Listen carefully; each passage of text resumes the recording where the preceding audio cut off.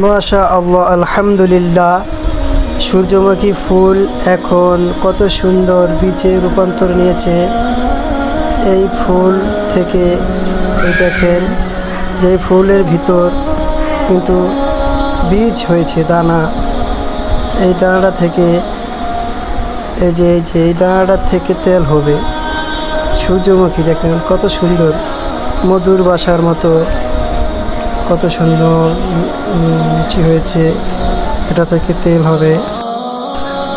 এই বীজ থেকেই 1 নম্বর সয়াবিন তেল উৎপাদন হবে।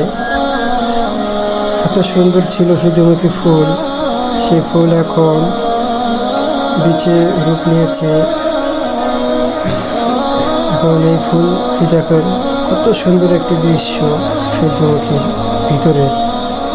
ওগুলো সব হলো বীজ। এই বীজ মিলে ভাঙালে 1 নম্বর সয়াবিন তেল হবে। দেখুন হলো তার দৃশ্য সূর্যমুখী।